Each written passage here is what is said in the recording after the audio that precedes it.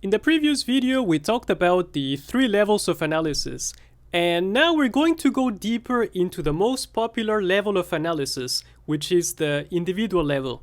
And the reason why it's the most popular level of analysis is because many issues of international relations are portrayed by the news media as being a product of individuals themselves. If we look at a conflict of international relations, for example, a war, we can analyze it through the 3 levels of analysis. So we can say, is this particular war a problem whose root cause is at the international system level, or a problem at the state level internally, or a problem related to the individual leader itself. So this level focuses on looking at the individual policymaker leader itself. It talks about how and why country leaders make decisions.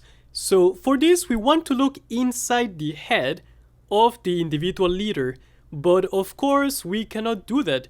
It's impossible to look inside people's brains and know exactly what they're thinking and how that affects their policies. So if you want to analyze international relations issues from the individual perspective, you can look, for example, at the psychology of the leader. In this case, you have to understand and look into social psychology and relate it to the leader's actions from a more psychological perspective. You can also look at his perception, personality, beliefs and biases. What is the leader reading? What is influencing his decisions? You can also look at the leader's religion, because some leaders might be more influenced by religious beliefs than others when they make their own foreign policy. So you can also look at issues from a cultural perspective, the environment that the leader was raised in. You can also look at the leader's education and his past experiences, and you can also look at some of the characteristics of human nature that will influence him to react in a certain way. At this level, you can also apply some of the theories of international relations, such as the perspective from the theory of classical realism, which tends to be pessimistic about human behavior.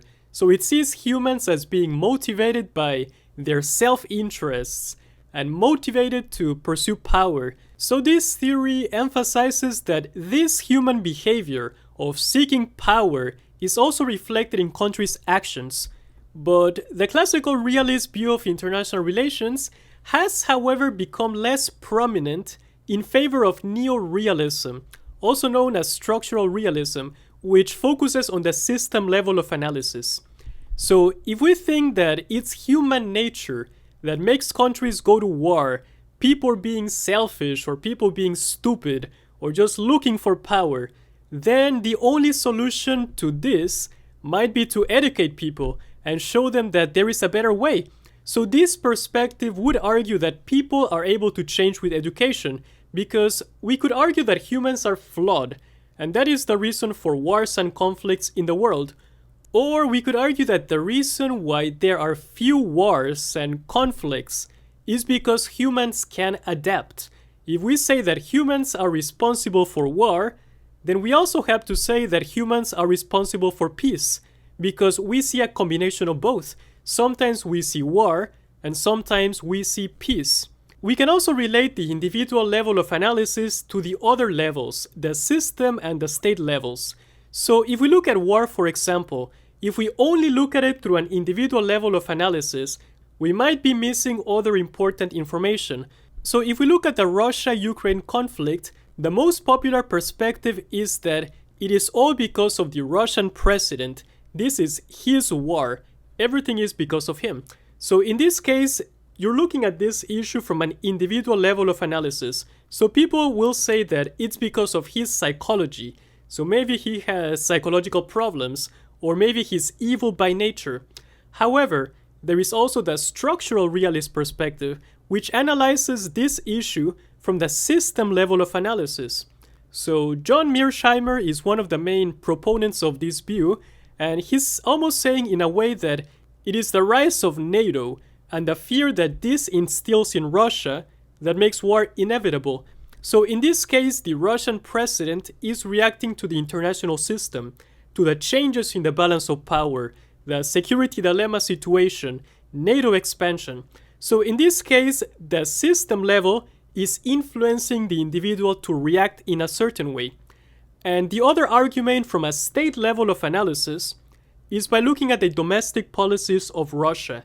So this level of analysis can be more popular with people from the liberalist perspective of international relations, where Russia is becoming more authoritarian. And one would argue that if Russia was a fully democratic country, these issues wouldn't happen, because democracies don't fight other democracies. So in this case, it applies the democratic peace theory. If you're able to change the country internally and apply liberalist principles into the country, then you could avoid a situation like this one. So basically, to analyze international relations, you can look at issues from the individual level of analysis, but I would rather argue to look at the issue from multiple levels of analysis, to also look at the domestic factors of the state level of analysis, and in particularly, I would say to pay attention to the system level of analysis, because that level, the situation at the international system, also influences the individuals in power.